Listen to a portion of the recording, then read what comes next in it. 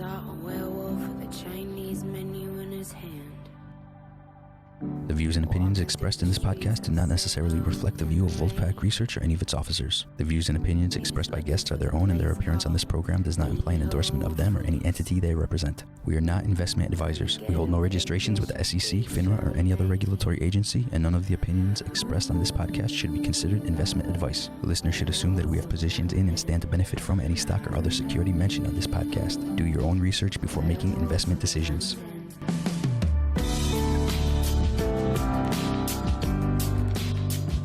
Welcome to the Wolf Den, everybody. This is Dan David.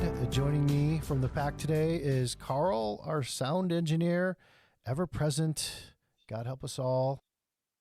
Today we have a special guest. We have Carol Roth. Carol is the author of The War on Small Business, which is something I'm very interested in as nominally a small business owner and seeing what the war is actually doing to small business. Carol is a vociferous advocate of small business.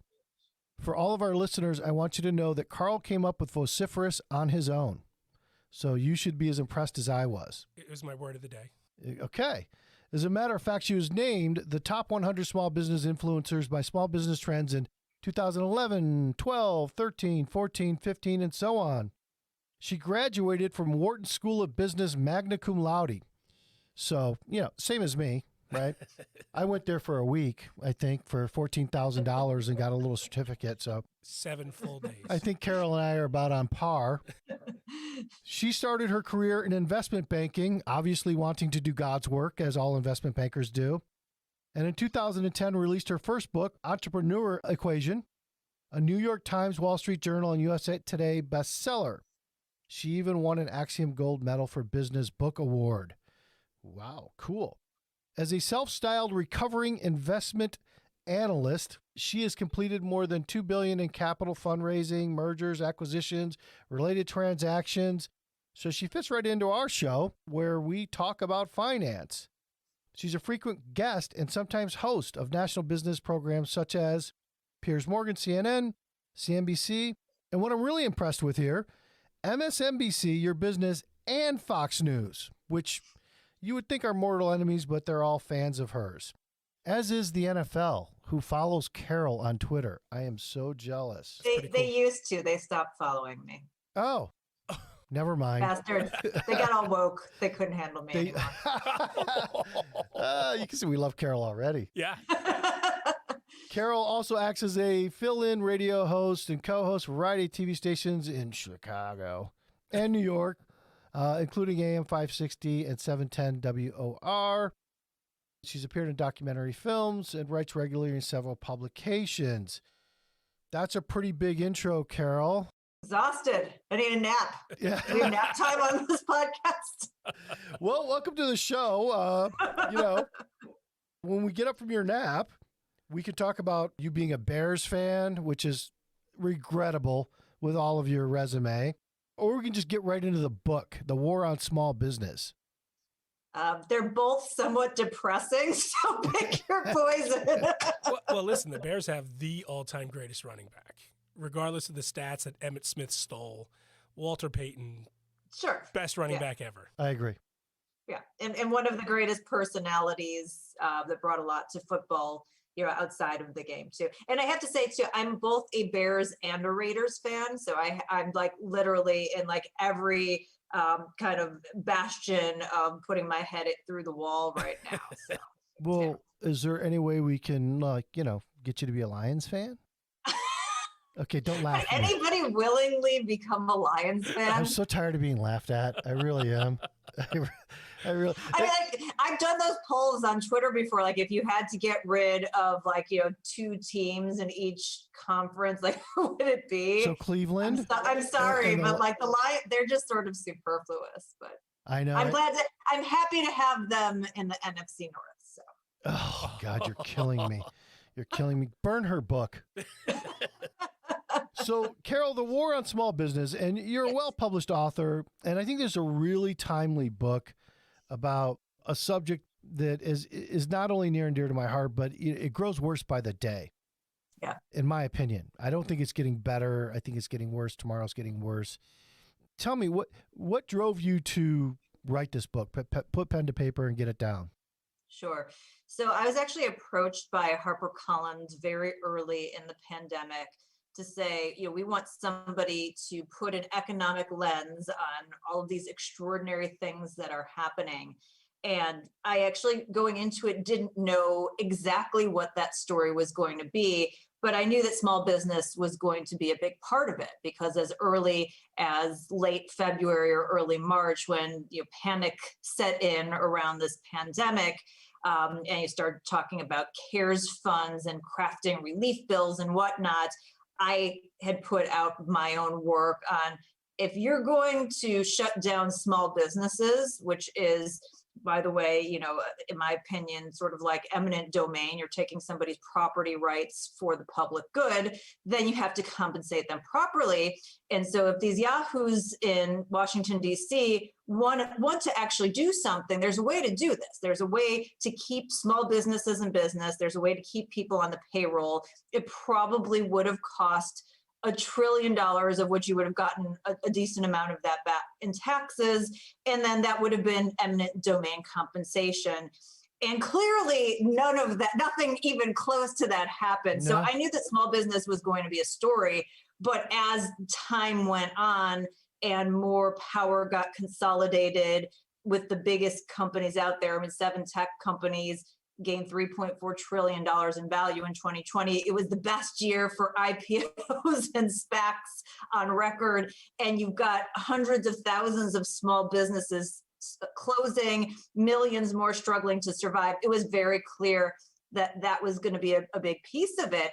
But then there was taking a step back to say, this was an act of war, but the war has been going on for a long time. This was just the first time that it was somewhat obvious. And going back to our exportation of capitalism and our importation of central planning and how that affected the absolute most obvious emblematic group of the free market, which is small business. Like if you think about, who is the free market, that is what a small business is. So I took the opportunity to talk about the pandemic as the lead-in to a bigger discussion around the movement away from free markets and individual rights towards central planning. Yeah. And look, I don't think it's an opinion to say that small business is the backbone of our society. At least it was. I think it still is. And I think you've said, or, I'm paraphrasing, but let's not government will always, will never let a good black swan event go to waste. And printing $7 trillion and then just passing it out, that will take care of the stock market for a while, but it doesn't really take care of small business. And you touched on this for a moment, that our 7 biggest tech companies, whatever, gained $3 trillion in market cap. I think our country needs to have a real come to Jesus moment about the difference between $1 billion and $1 trillion. Thank you. It turns out it's a lot. And now we're 30 trillion in debt, which we cannot service if we raise interest rates, which is why now inflation's running out of control and the Fed's not even wanting to admit that. It's just a passing kind of this will blow over the inflation thing. But meanwhile, who's this inflation going to really hurt but small business? And the everyman. Yeah. So there's so many things to unpack there. So first of all, the statistics, it's like you said, it's not an opinion. Small business, is and was the backbone, by the way, not just of the US economy, of every economy around the globe. 99.9+% of all businesses here and around the world are small businesses. Before COVID, they accounted for about half the GDP and about half of the employment. So to say that is meaningful, and the number of them, 30.2 million, of which around 6 million of those had employees and the rest were solo businesses, definitely the backbone. And that's not even layering on sort of gig economy and independent contractor workers, which kind of overlaps that space. The other funny thing that you said, which is kind of one of the things I used to open the book, is this notion of a black swan. And I was on financial TV in the January of 2020, and they're saying, what are you concerned about in the market? Because we had just come off a great year. And I said, I'm really concerned about a black swan. And I feel like a lot of people think that COVID was the black swan. And I'm here to tell you, COVID was not the black swan. They had literally run in 2019 a set of drills called Crimson Contagion, which was, by the way, the exact scenario that we went through, that some weird thing escaped from China and it came over here, and what do we do? So people understood that was going to happen. The government had run a set of drills around that. You know, the Bill Gateses and whatnot were all talking about pandemic preparedness. So we knew that that was a possibility on the table. That didn't just come out of left field. What was absolutely a black swan was the government shutting down the freaking economy over this.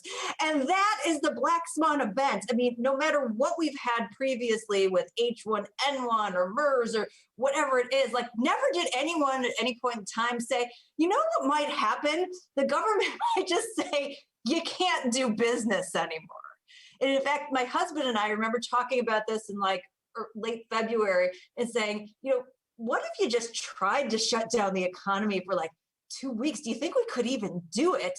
I can't imagine that they believed that anybody would stand by for this. But what happened is that they didn't actually really shut down the economy. They just shut down the little guys that were too small to matter and that didn't have the clout. The big guys were never shut down. If you had shut down everyone, this would not have lasted more than 2 or 3 weeks. No, and it turns out you can shut down the small businesses, and it is like eminent domain. And you talk about China and how there was a predictor there. I remember I had the failed notion of running for Congress in 2018, which was a black swan event in my life. and at the end of a debate at one point, they had asked us both, what is the biggest risk to the United States today? And I said, undoubtedly China, of course, right? And then I prattled off 5 or 6 main reasons that China is the biggest risk to the United States, both militarily, economically, and everything else. And I said in there, and if you think about it, the last 2 or 3 pandemics, talking about the bird flu, H1N1, and coronavirus, came out of China. And literally I had people in the crowd that booed me.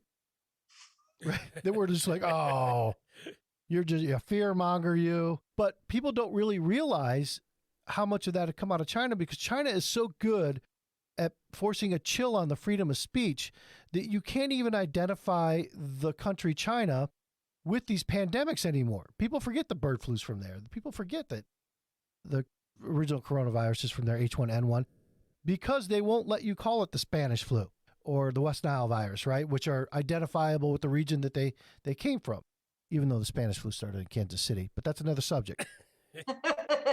So, and then here we are 2 years later, and this happens. And what has China gleaned from this? I don't know if you've made this observation, is that they can fare better in a pandemic with 1.4 billion people than we can with under 400 million. And that's a scary notion for us, that they can actually come out of that better than we can. Have you thought about that at all? Yeah, so I have a whole chapter around China, which is unfortunately, it's like at the end of the book, it's like chapter 12. But China is so interesting to me on so many levels vis-a-vis the relationship with the United States. And I talked a little bit earlier about how, we sort of exported capitalism. They were one of the main beneficiaries of us exporting capitalism. And if you think of a spectrum, because people get very caught up in these phrases, right? They get caught up in communism or socialism or central planner capitalism. I just look at a spectrum. If you think about freedom and choice on one end, that's what I would consider free markets and capitalism. And you think of force and coercion and control on the other end. And again, I call it central planning, communism, social, whatever you want to call it. But you're moving towards one end of the spectrum, or you're moving towards the other end of the spectrum. And so we were closer to free markets. We never had full free markets, but we were closer to that. And what we did is we exported this capitalism to China, and it moved them closer to free markets, certainly not like fully towards it because they don't believe in individual rights, so they can never fully get there. But at the same time, we move closer to central planning, and we almost have this mirror where we're holding up, we're becoming more like China, and they're becoming more like the United States, and it's a very scary proposition.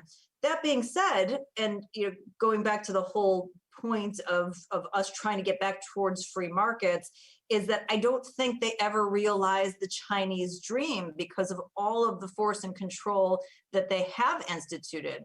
They don't believe in individual rights. So in terms of you taking a risk on innovation, they're never going to be the biggest innovators. They're always going to be the replicators because they can't benefit that's right. From something like that. And then they have these ridiculous policies. This one child policy has completely messed up their demographics, where you're going to have a bunch of young men who have no female prospects to get married. Which that's already happened. In history has never worked out real well.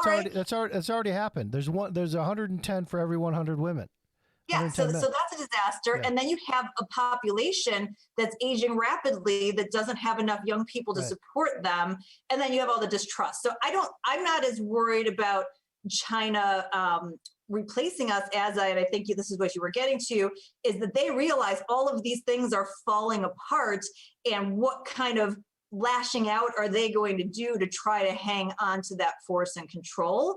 And I think it's a really big learning opportunity from us if people take the time to really kind of dissect and understand what's happened there over the past several decades. Which they will not. If by people you mean if they read my book, they will.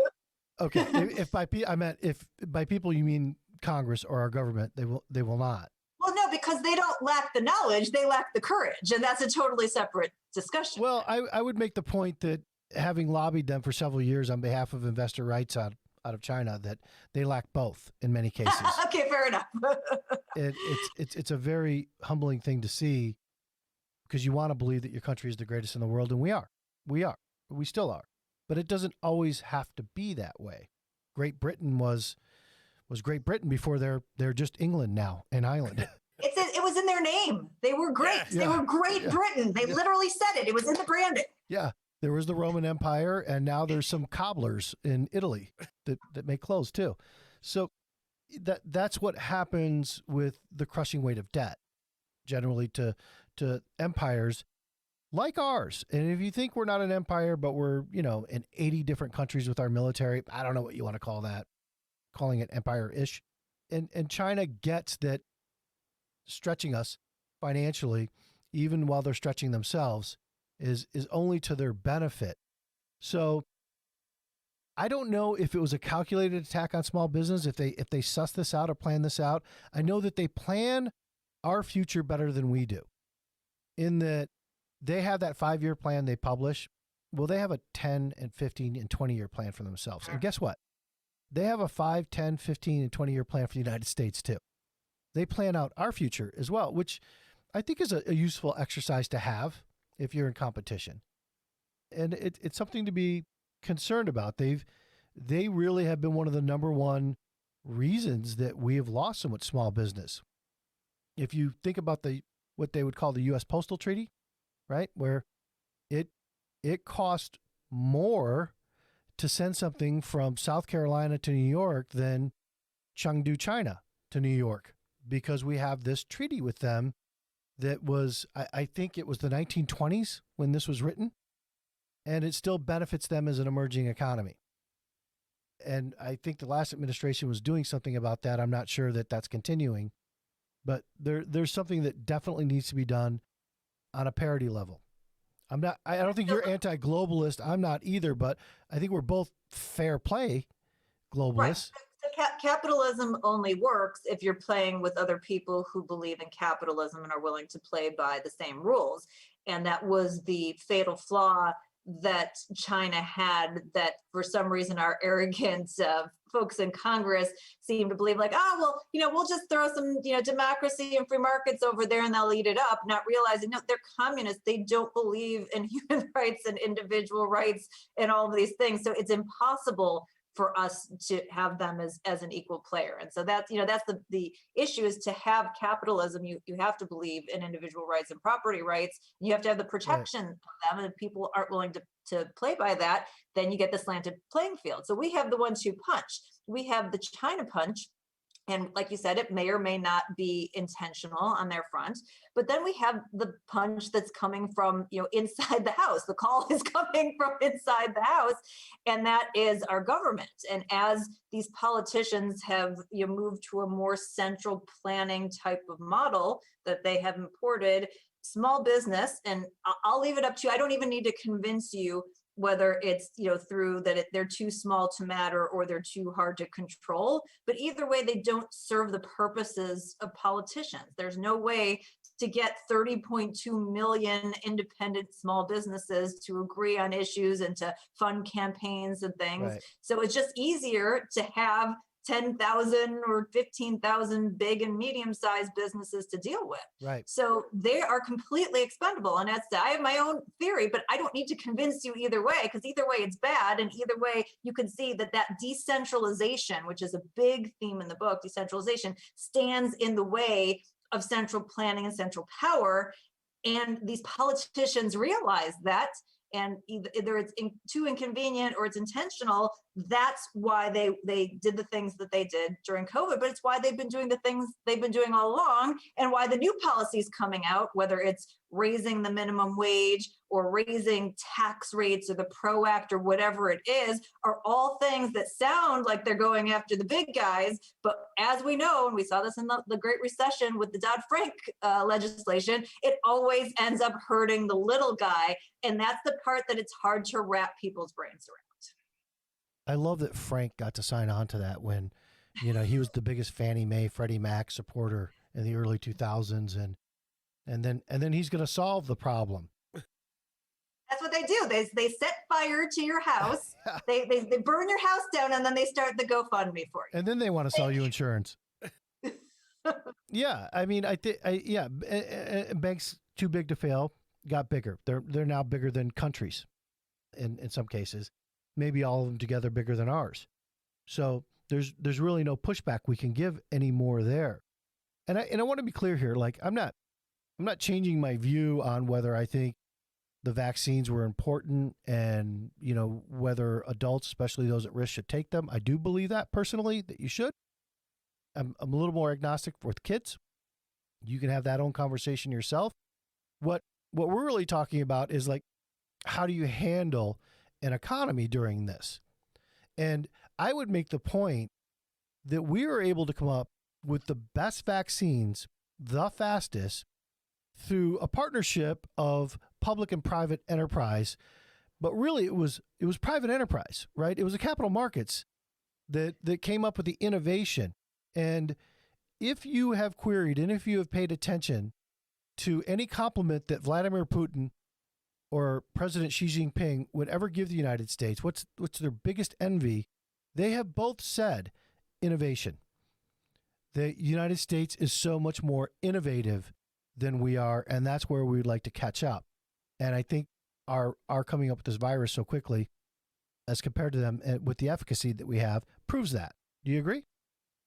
Well, absolutely. And the funny thing is that they can't have that kind of innovation, right, because they will never do the things that are required under capitalism to allow for that. And that should be the big takeaway. But, it was interesting in doing a deep dive on this book. As I mentioned, when I started, I wasn't exactly sure where this was going to go. So I actually wrote kind of 3.5 different books in the process. Cool. And fortunately, the last version came down from 160,000 words to 90 words to make it more readable. But in studying a lot of the stuff that didn't make it into the book, it is really fascinating about the friction between the private markets and the government, and how at every turn the government actually thwarted our ability to move more quickly. I mean, the vaccine, as you know, was developed, within a matter of days. It just had to go through testing, which, by the way, it should. We don't want to throw something out there. It should go through some testing. But there were a lot of other places where we got tripped up. Certainly testing was one of those. That's a place where, like, South Korea went to the private markets and they ramped that up immediately, and we're messing around with big government trying to figure it out. The CDC at one point was the only one who was able to produce a kit.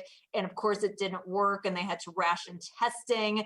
And even things like the mask mandates, obviously that's a hot button issue now, but if you go back and you look at how this unfolded, you'll get really angry because people, the free market, right? Free market was going out.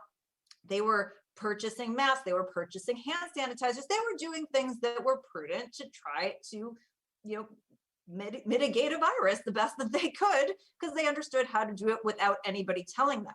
But early on, you had the Surgeon General, you had Fauci, and you had a whole bunch of media running interference for them saying, not only don't wear masks, but at one point, by the beginning of March, it was masks are bad for you. I have NBC News on the record in March berating President Trump, whether you like him or not. This is, again, just try and focus on the underlying thoughts here. Point. That they said, he would get caught up in these details and he would ask his medical experts, so why aren't people wearing masks? Because if they work for doctors, wouldn't they work for everyone? Which, by the way, you could just hear him say. Right. And NBC News was making fun of him for that and then completely flip-flopped their position when his medical experts talked him out of it and said, oh, bad, Trump doesn't want to do this. So, if you just kind of go back through that, if you just left people to their own devices, people would have done things that are prudent. But when you get central planning trying to manage it, then you politicize everything. The messaging still to this day is super confusing. And you have a lot of people who are not only angry, but you've got a bunch of people who are legitimately traumatized. And this is all in the name they of lost a power their business. grab. They lost their business. Of course, they're legitimately traumatized.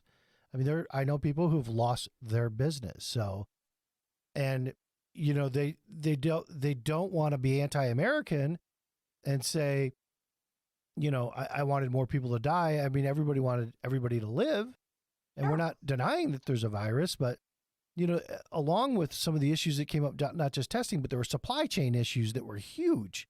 That and it all went back to Trump. And look, everybody who listens to the show knows that I think President Trump could sound like a shit show on any given day, but the policies were not all bad. And I don't know that supply chain issues that really kind of started 10, 15, 20 years ago happened on his watch, and we still kind of had these supply chain issues. So, I mean, here's the fun thing about the supply chain issues that for many of them, I think almost all of them, that they were solved by the free market and the government getting out of the way. I mean, the hand sanitizer issue in and of itself, where you couldn't find hand sanitizer, was solved by the government going, okay, we're not going to force you to go jump through 19 hoops to make hand sanitizer. Same thing with getting nurses to go work in certain areas that they didn't have a certificate for. You solved every issue by getting the government out of the way, not by a bunch of central planners running around going, we know what to do. Oh, you should have been in Pennsylvania for the early days of this, where in Pennsylvania, the biggest liquor buyer in the United States is the state of Pennsylvania, because they're state stores. You can only buy liquor in. And bars, you can't buy liquor. You can only buy beer in state stores. There's a really fantastic reason for that as well.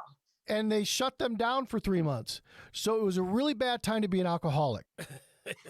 And it turns out alcoholism is a thing. It's real. And you'd have people that ran out of sanitizer that are cleaning their hands with whatever alcohol they had on hand. And then you had the alcoholics wanting to kill them because you're wasting all that good alcohol I need. But for 3 months, you couldn't do, and in Delaware and in New Jersey, they were pulling people over from Pennsylvania with Pennsylvania plates going into liquor stores and kicking them out of the state. It's the crazy stuff like this. It seems like a little thing, but it's crazy stuff like this. It's overreach of the government that drives people absolutely nuts, in my opinion.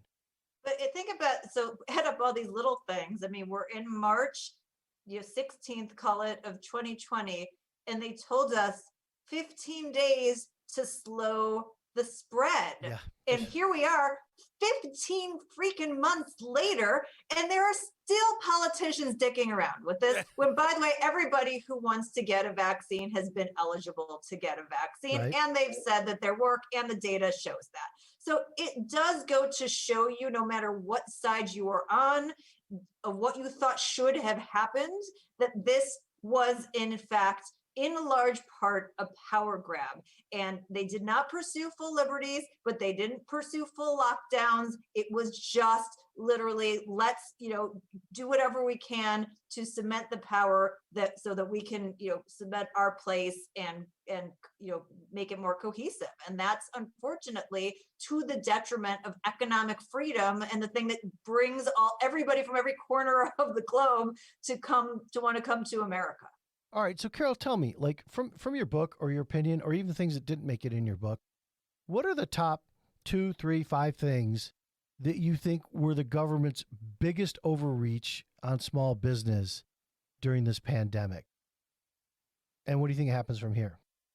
I mean, the number one thing of which all things cascade from was shutting down a business and telling it that it could not operate, even if there was no science behind it, even if the store next door was open, whatever it was, there was absolutely, in my opinion, unconstitutional. As I said, it's eminent domain. They took something over that was not theirs for the public good without compensation. So that's the cascade effect where everything else kind of falls out. And you think the biggest issue there is without compensation. Like if you think this is Emergency Powers Act and things like that you have to do this, fine, but pay the exact people that are affected in this business, and they didn't do that appropriately, right? Yeah. It's, by the way, PPP, because I always give people, oh well, there was PPP. PPP was not a fraction of the damage that they caused. It was not a fraction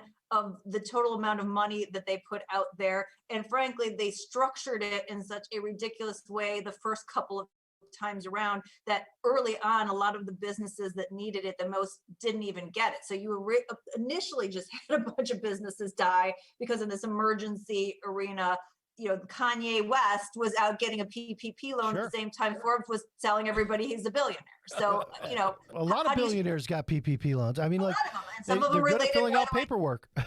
Right, to the administration. And, I don't blame the banks for that. Like, if you're a bank and they say, here's this thing, fill it out, you're going to service your best customer because that's what you do. There's no reason when you are creating emergency funds to help the vulnerable small businesses that you're like, oh, you can take out a $10 million loan. Like, what small business has a $10 million operating budget for like a couple months out of the year? Forgivable loan.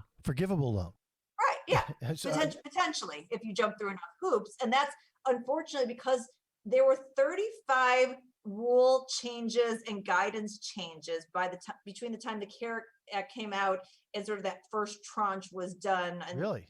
Like June. And so there were a lot of small businesses that are like, I don't know that I even want to take this down because I don't trust the government and I don't want to end up in an audit or they say that it's forgivable and then they change something. So that distrust meant that even people who were eligible for PPP didn't get it. And then they threw in like a whole bunch of other things, like the Kennedy Center, which has like a $500 million worth of assets or something. The exact numbers in the book, I'm somewhat remembering that, but it could be off by a little bit. But they gave them $25 million to deep clean the building. Like, come on. for a building people can't use. Yeah, you can't go to the Kennedy Center because it's closed during the pandemic. But we're going to give you $25 million to deep clean it. And then, one of the things that I was involved in was the calling out of the money that was going to the colleges. You had money that was going to Harvard that I always call a hedge fund disguised as a learning center, a learning institution.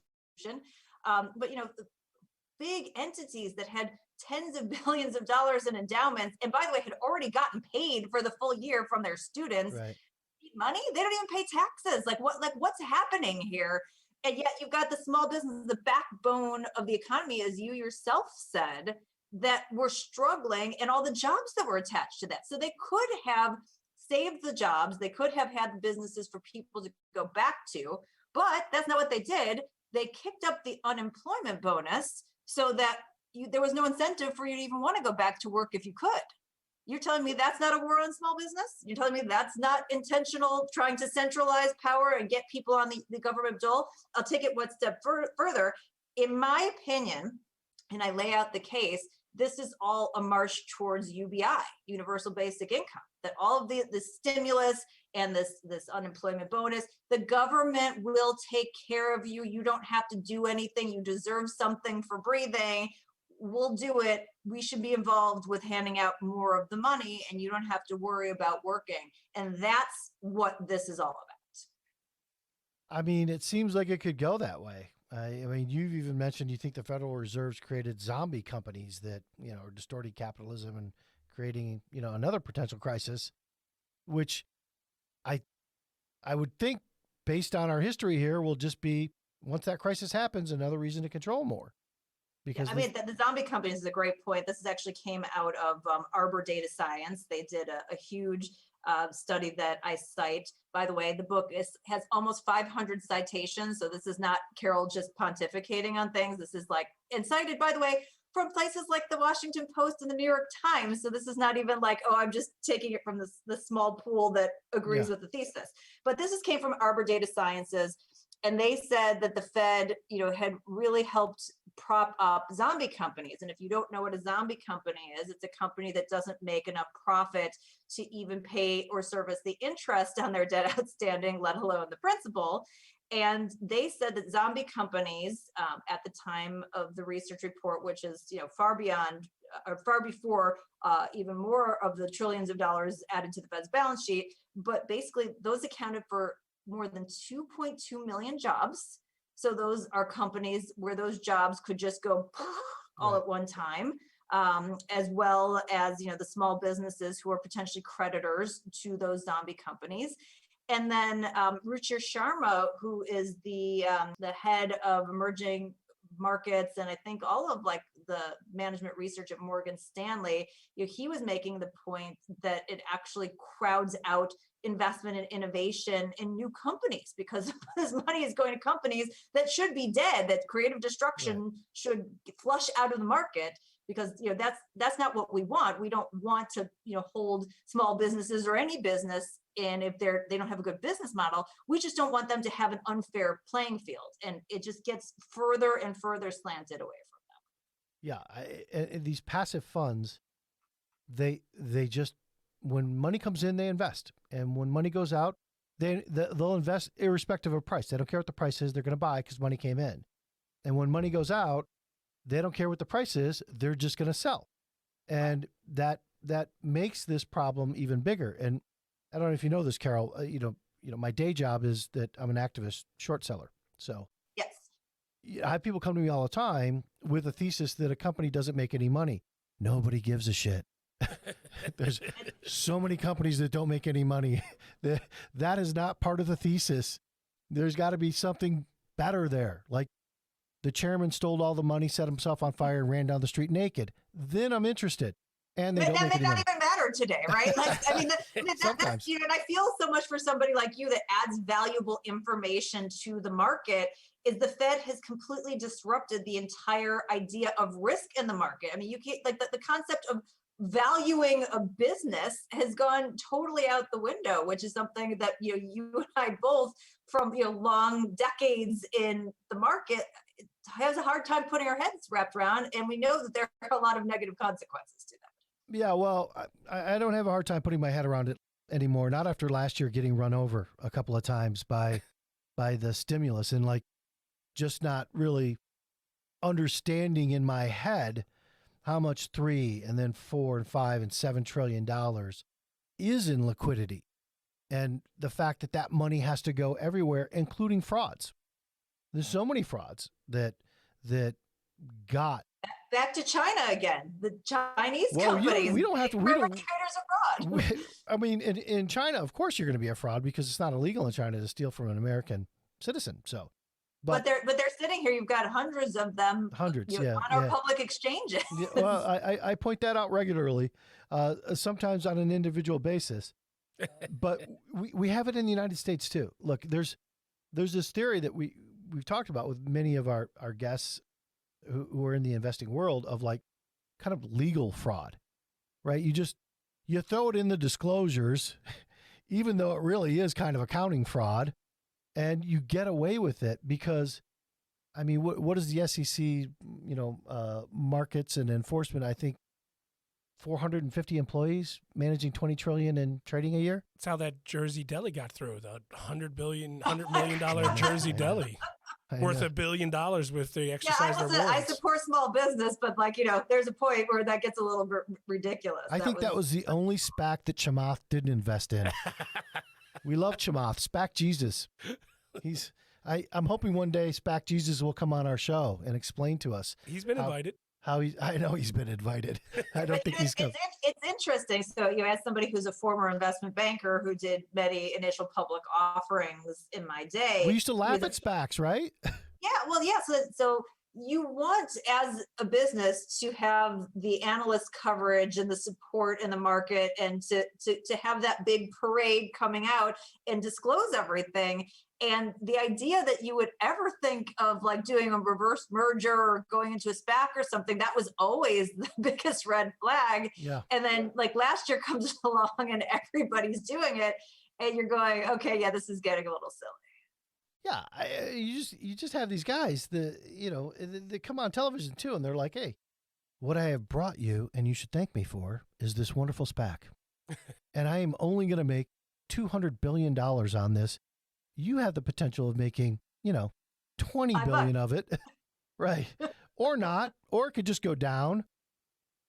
It's ridiculous. It's slowing down, but what I've learned is like, there's the RTO, and then that kind of phase goes out. And then there's the Jobs Act IPO, which sounds great, but really what it means is you don't have to disclose shit and you're an IPO.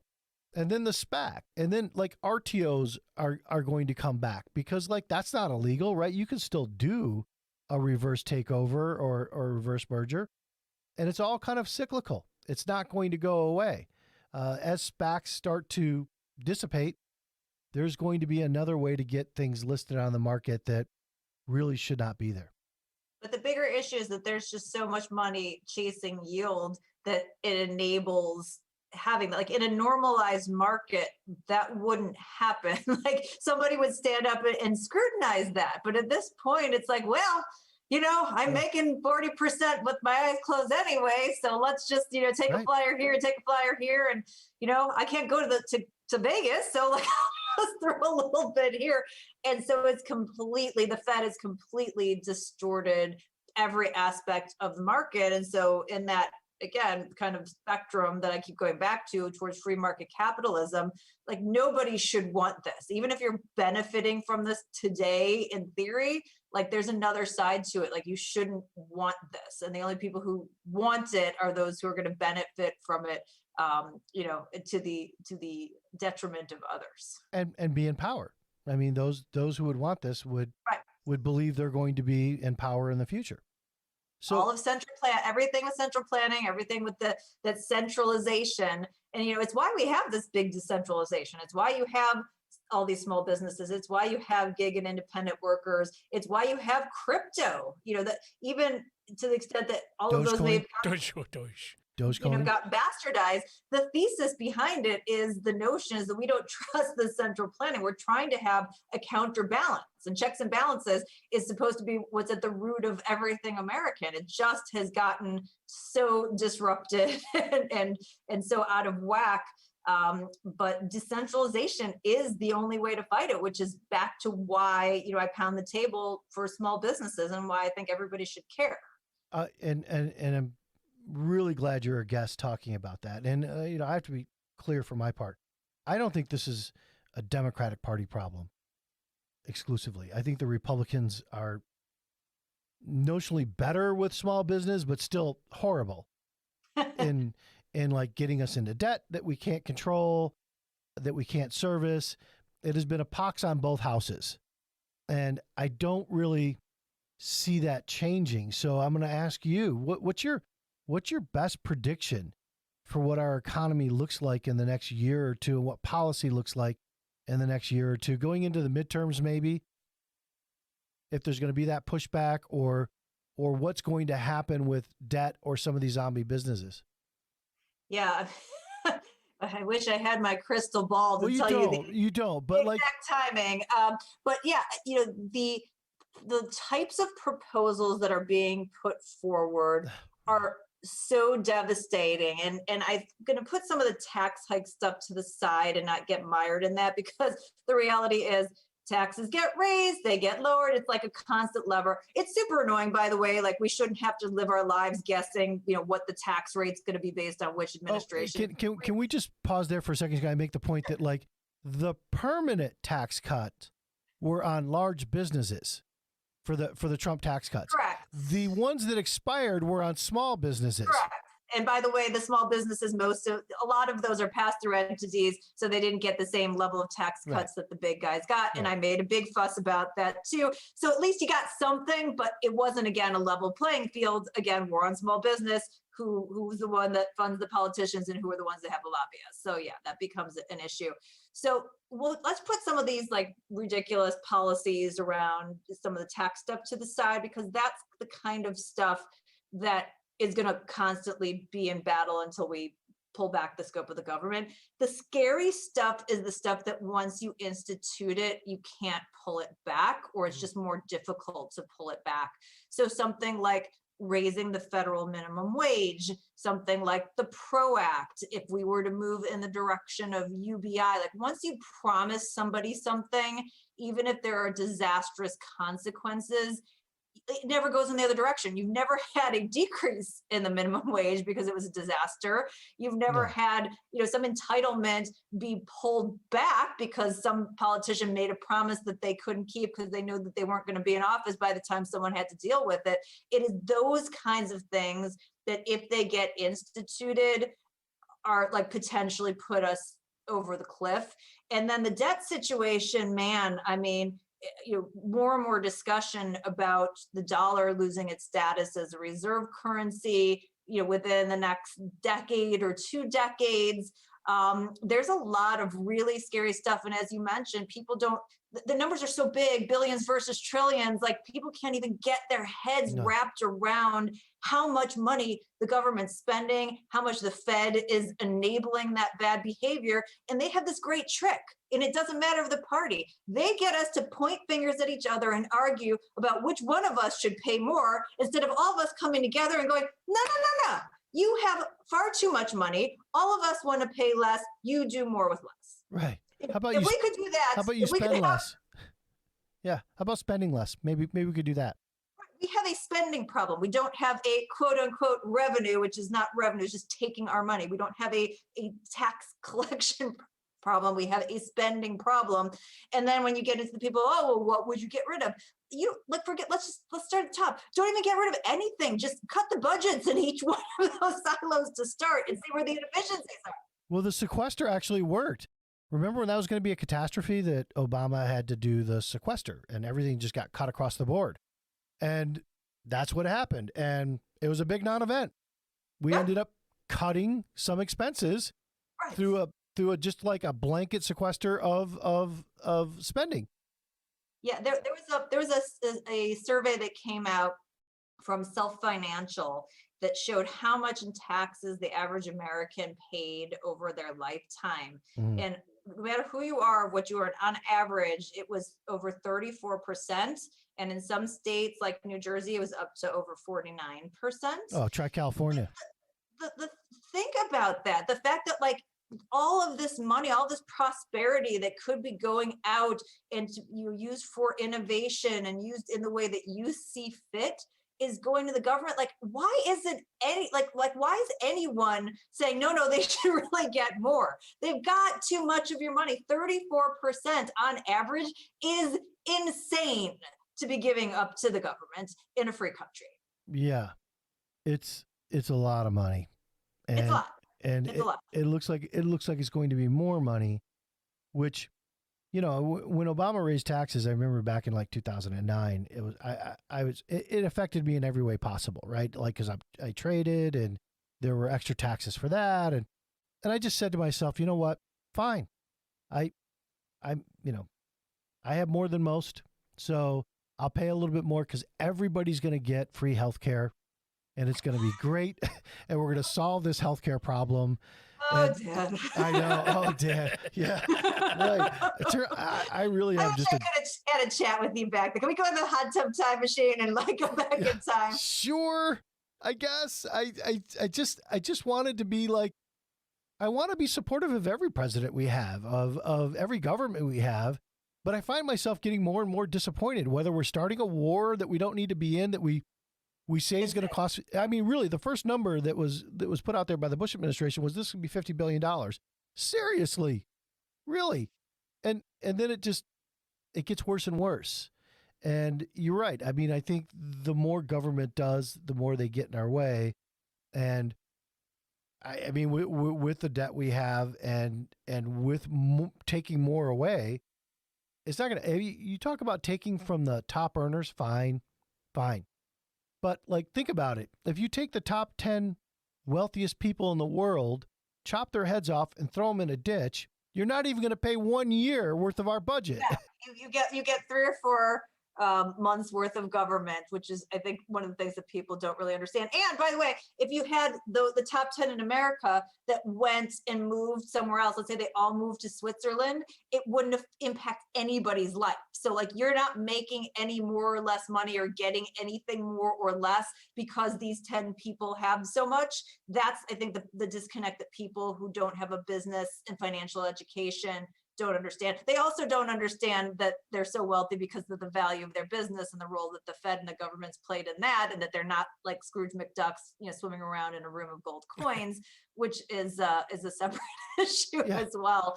But one of the things that didn't make it in my book that you were kind of alluding to is, I mean, there's a way to support people without having the government be in the middle of it. Some other countries use things called Provident funds. So like, imagine instead of us paying, whatever we pay into Social Security from our paychecks, imagine that went into our own fund. And imagine that the employer matching could go, somewhere else to somebody else's fund who maybe isn't working because, they're just disabled or whatever. But like, imagine you owned that, and imagine you could actually invest in it and earn a return on it instead of giving it to the government to go spend on some other nonsense and getting an IOU. I mean, think about the amount of wealth that would create for people. What governments do? I mean, Liz, you're blowing my mind. So I got to ask you, what governments do this? So there are different formats of it. So Singapore has a Provident fund, and so there are 2 different ways to structure it. One is where you pay into it and the government manages it. I'm not in favor of that part. I'm in the one where you pay into it and the government doesn't manage it. You bring it into, you have ownership. And one of the things they do, I believe it's in Singapore, is that they also have you pay in for like other things. So like health or education or whatever. So so it's a mandate that you kind of save for yourself. So you're kind of helping people help themselves. And I would take it a step further, that if you opt out of it and you're like, screw it, I'm going to do what I want because I'm sophisticated, then that's fine. But if people feel like they need that help, there's a way to do that, but then to cut the government out. And I think we need to have smarter people looking at all of these entitlements and things that are wealth transfers and saying, well, why does the government need to be in the middle of that? If we're the ones that are paying for it anyway. So why can't, when I pay in, why can't I own that? And why can't I invest it? I guarantee you I'll have more money and I'll be able to feel that wealth effect than giving it to the government to spend on, studying shrimp, walking on treadmills underwater. Well, first of all, I'm for that. That would be really cool. They do like shrimp. That's cool. You're gonna have to send me that GIF. That was, by the way, that was a real study that we funded through the NIH.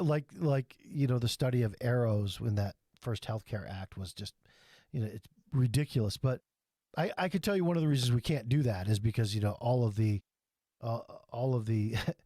unfunded liabilities that we have now, we borrowed against. We borrowed against Social Security. I mean, when you talk about $30 trillion in debt, people. You go to a party or whatever, they'll say, well, we just won't pay China back. They have less than $1 trillion of that debt. Right. Yeah, they're like, 700 billion. The rest of it we owe ourselves. We owe ourselves, right? So we're paying for it one way or another.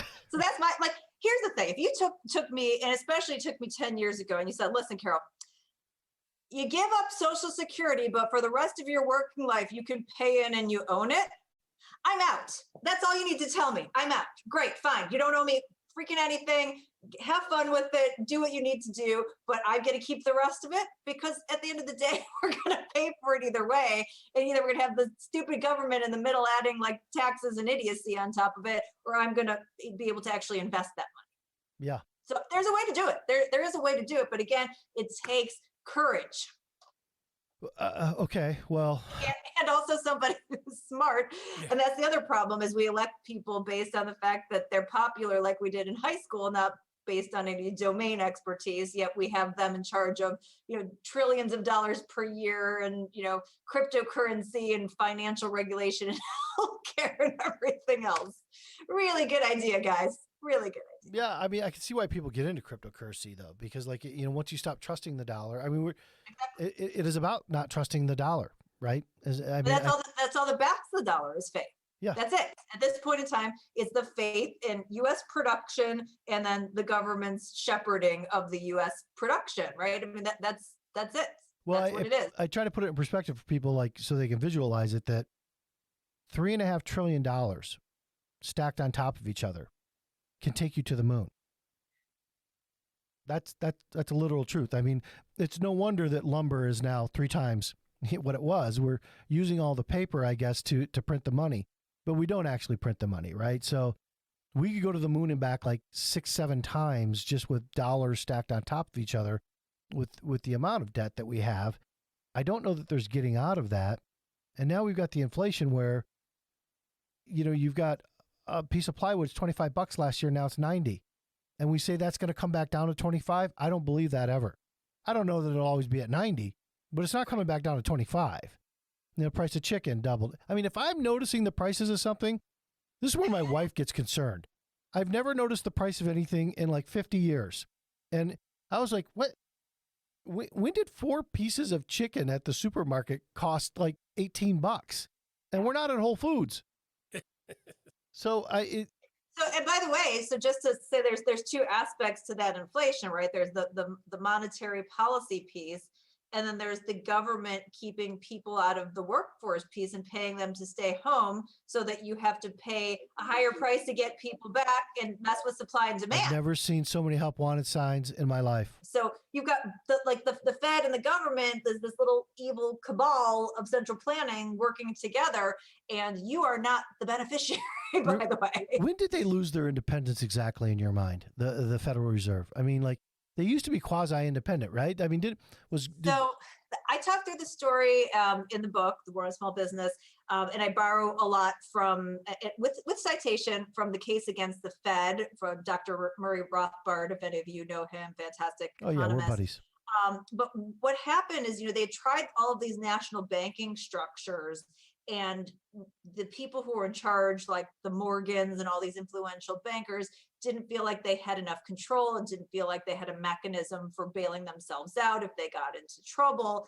And so they wanted to have something that was a central bank that was cloaked in the sort of, guise of independence. And that's how they came up with this ridiculous structure that they have now, where you have this organization that, reports to Congress, but isn't really accountable to them. It doesn't share their minutes with them, but gives their profits back to the U.S. Treasury. So it's like, it's supposed to be independent, but it's not. It's really this government agency where the government and politicians can go, wink, wink, nudge, nudge, like, we have nothing to do with it. That's the Fed, and the Fed can kind of say the same thing. So I feel like it was structured that way for disaster to begin with. But where it really went awry is during 1987, when we had that huge crash on Black Monday, and the Fed started taking unusual activity. That really opened the door to the Fed doing things that they weren't doing before. And then certainly during the Great Recession financial crisis, then they kind of like rushed through that door with reckless abandon, and we've never turned back. I mean, we had 7 years of 0 interest rate policy. It wasn't like this emergency thing that they needed to fix. It never went back in the other direction. We never meaningfully brought down the balance sheet. And in this last situation, which wasn't a recession, it was just a turning off of the economy, they put even more on there, knowing that that wasn't going to get anybody back to work. Yeah, I mean, that's the most hilarious part. We spent so much more in stimulus or just like money for this shutting down the economy than we did for the financial crisis. Remember the financial crisis, 2008? The biggest argument was over like $780 billion. Passing that, which didn't pass like the first or the second time. And that was so much money. Controversial, highly controversial. Right. And like, look, I get that when Obama came in, he had to do what he had to do. And Bernanke had to do what I mean, I don't go with the notion that he saved the economy. He did what anybody would do. You would have to. And Trump, as a candidate, just pillared Obama about not getting off quantitative easing and low interest rates and all the things I really kind of wanted to hear from a candidate other than him. But he was the one saying it, so I had to appreciate it. And then he gets into office and he's like, "Oh, fuck that. I'm kicking the can down the road." Well, not only that, he was an active botherer, for lack of a better word, of the Fed. You know, the Fed's supposed to be quote unquote independent, even though we all know it's not. But the president never comes out and says, your interest rate policy is crap, you're not doing enough. Well, I think Trump said exactly that. I think all the time. I tweet upon tweet of him saying that, which by the way is harder to find now that they blew up his Twitter account and didn't archive anything, but you can find it in other articles. So listen, that is another subject that I'm just irate about and talk about overreach. But yeah, I mean, I really believe that like Trump wanted to have private phone calls with Powell or Yellen and be like, "Hey, just so you know, if you raise interest rates, I'm going to have you killed. I'm in charge of the drones." When interest rates were rising and there was some appropriate movement in that direction, Trump freaked out and the market freaked out. Right. And unfortunately, the Fed didn't have a spine. They seemed to think their mandate was to prop up the stock market, which I don't know. I miss that in the mandate. It is definitely the mandate now. And Biden's not even going to try it. He's not even going to attempt it. No chance. And until they're so far behind the 8 ball that it ends up being ugly. And that's the worst part about it. It goes back to the whole notion of central planners being arrogant and thinking that they control everything. But the reality is, like, once this horse is out of the barn, they're not going to be able to catch it. What do you think, now that we've kind of touched on it, about Twitter and Facebook and other big tech just kind of arbitrating on their own of who can speak and who can't?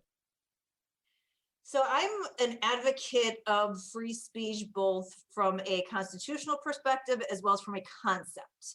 And I think that sometimes those get conflated, right? Mm-hmm. That we have the ability to, say what we want to against the government, and that's protected. We don't have the ability in a private forum to say whatever we want and not have any consequences. But I think that it is good business practice for these social media entities to follow that. Like, if you threaten somebody's life, or if you incite violence, or certain things that would be considered constitutionally unacceptable, then you should be shut down. And I think, unfortunately, they don't apply those standards at all fairly or consistently, which is an issue. And I also think there's an issue that there's no path to redemption. I mean, even in our legal system, if you do something illegal, you have a way, you make amends, you sit out on the sidelines, and then you have a way back in. And so for them to just, like, I understand it's not fun to sit and police this stuff, and that's not how they want to be spending their time. But if they're going to get protection from it, it would be good to have something that was consistent, that was on the side of free speech and letting people handle it themselves, and then having a path to redemption with a couple of exceptions. Now, somebody's going to argue, oh, Trump incited an insurrection. I'm sorry, a guy with little Viking horns. Like, if you think that's an insurrection, when an insurrection actually happens, you're going to be sorely caught off guard. I mean, it was horrible. It was stupid, but that's not an insurrection. No. So come on. I mean, listen, I mean, if somebody wants to say incited violence, I'm maybe not going to argue with them.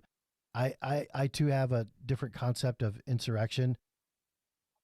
It went way too far. Right. And he should have said, I don't, to me, I can't believe that the election went this way. We're going to investigate it, but until we find some actual evidence, this is a dead issue and we'll be back to you. And the fact that he wasn't willing to do that is his own albatross to bear. And unfortunately, one of many. And what he did was I think clearly impeachable, just not when you've left office. Really, you're going to impeach somebody who's actually in office. I mean, that became a bit of a distraction during a pandemic when we all needed to concentrate on some other things. Yes. So, yeah, look, this is all very, very, very cool to have somebody out there with your kind of megaphone talking truth to power and common sense. What can people do as individuals or as listeners that empowers themselves, empowers their community to not let this kind of thing continue, even in a different form? If it's not about a pandemic, but just government overreach. Yeah. So I think there's two pieces to it. One is the exercising of capitalism and your own wallet. There are so many people who have gotten very used to the conveniences of some of these big tech companies. And I'm not telling you not to use them if you find them convenient, but if you have a small business that is providing you good service and you never patronize them, other than maybe once a year, they're going to go away. So vote with your wallets. Even if you were to go out and get my book, you could do it at a place called bookshop.org online. It's still super convenient. Boom, but they'll drop fulfill, the plug. they'll fulfill from a local bookstore. So there are ways that you can go out and support small business and support decentralization. I think there needs to be a fundamental shift in this country. I think we have a two-party duopoly. And duopolies, if anybody believes that antitrust is bad with big companies, it's bad with politics as well. They have too much power and they don't have enough incentive to actually change the system. We need to get back to principles. People are focusing on political parties. They're focusing on people.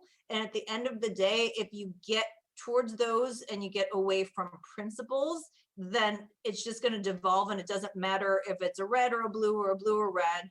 Like you said several times in the podcast, both parties have ownership of this issue. And so the crazy thing is I really feel like most of the people in the country, and even when you kind of survey where people are, most people are in the center. Yeah, most people believe in this thing, but because we're decentralized and independent, it's hard to kind of get us all together. No, I totally agree. And I think you said it very well. I do think that when there are issues, things like PRO Act, things like minimum wage, if you can get a bunch of your independent friends to come together and to make a phone call, they've said, like I looked at things from Vox and the New York Times, like sometimes it takes like 15 phone calls and that's it. And they start to panic because nobody does that anymore. Yeah. So I know we all want to be left alone, but you have to actually preserve freedom and economic freedom.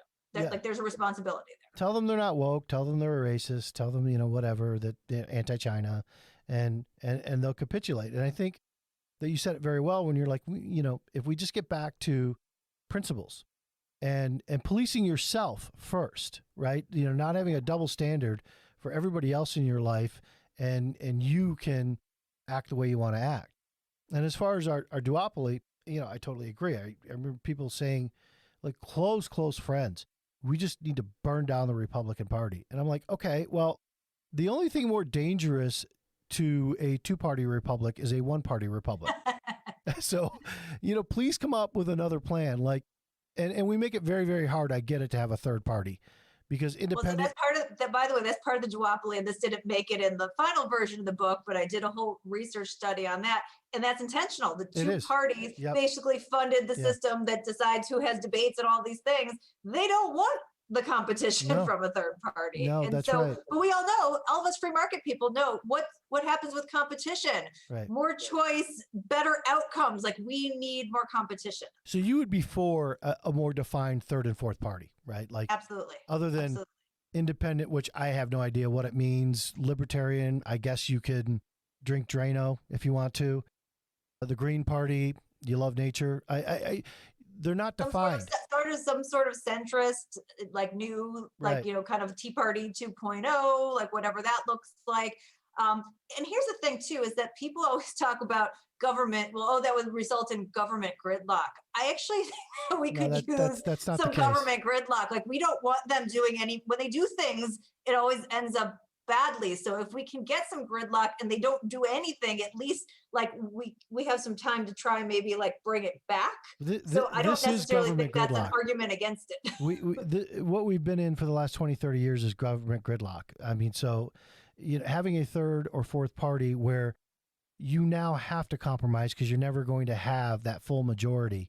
You need that second or third party to be on your side, I think would be better for us. But yeah, I think you've said it all very well. And, I appreciate you being here. I see, you're a small business too. You even have a doll made after you. She has an action figure. I have my own action figure, and I also work, in addition to the 12 million other things I do, for about 16 years, I've been the outsourced chief customer officer for a collectibles company. So is that where you got the action figure? Yeah. Yeah. Do you actually have one with any, Chicago Bears or Blackhawks paraphernalia? I don't want to see that. I don't want to see it. No. Excellent. That's just a black dress. That's not I've seen the action figure, but that's not a Bears outfit. Yeah, no, we don't. The company is in the high fashion realm. So they do stuff that's kind of based more on runway trends, not on sort of ready to wear sports, but there's a great ecosystem of other collectors out there. So I'm sure we could find a Bears size action figure jersey. We're going to get Carl an action figure because Carl is the hero and the victim in his own movie that he keeps replaying in his head. That's right. So he deserves one. What's the name of the movie? What is it? With Pork Chop Carl? Pork Chop Carl. Yes. Yeah, there you go. I like it. All right. Very marketable. Carol, any parting words? Anything that you want to tell us? Leave us with, and don't forget to tell us like how to follow you on Twitter or what mediums that we can follow you on because you're fascinating. So. Thank you. Thanks. Yeah. So Twitter is my medium of choice until they kick me off. It's at Carol J.S. Roth. Sometimes turn on notifications because they do throttle my account from time to time when I get a little out of control. But definitely the kinds of things you've heard here, peppered in with some animal videos, some snark, some sports. It's a little bit of a smorgasbord there. If you like the things that I've been talking about, it's interesting. Definitely, if you could check out the book, The War on Small Business. As I mentioned, bookshop.org will fulfill from a local small business. Or if you want to exercise your capitalistic right to buy it anywhere, please do. But I think I was hoping that in addition to kind of sticking up for small business, the discussion of small business for people who believe in smaller government is a good entree to open and broach these discussions with people who may not otherwise be amenable. There aren't that many people out there who are like, oh, screw small business owners. There are a few, I've come across them, but most people are sort of open to, hey, I come to this country as an immigrant, or, I have an idea, or I'm a mom, or, whatever, and I'm going out and I'm starting something, and either I'm caring for myself or I build the next big business. And so I think it's an easy example to kind of show what has happened and get people understanding the concept of it. And just, be active. Like, unfortunately, we have this like amazing, unique country that, in theory, supports the individual, the smallest minority, and that has really become bastardized. And it is not because we have a piece of paper that says so, it's because we've all agreed that piece of paper meant something. But I think we need to be more active about it. You need to, freedom isn't free. And even if you're not serving in the military, like, you still have to stand up and defend these rights. And please, capitalists, please stand up. Or there's so many capitalists out there who are saying, oh, we're in late stage capitalism, or this has gone wrong. No, free markets are great. What's gone wrong is cronyism. Blame that back on the government, but stand up. If you have benefited, it's probably not just because you're the smartest guy out there. It's because there is this opportunity, this unsystem that allows for people from anywhere to change their spot in life. I mean, my dad was an electrician. Neither of my parents graduated from college.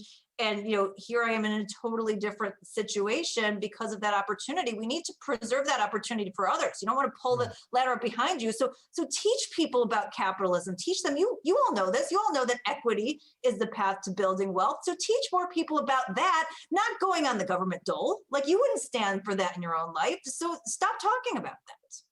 Wow, that's a lot of passion. I like it. That's a great place to end it. Everybody should replay the last 2 minutes here and listen to what Carol said, because the American dream used to be something we were proud of, not something we were ashamed of.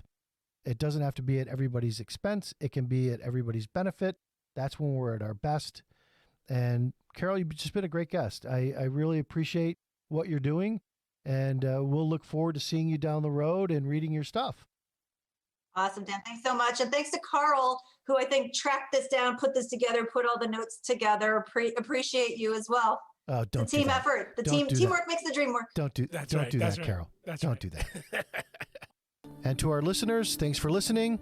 If you like what you heard, leave us a comment, give us a retweet, follow us on Twitter. Thanks for joining us.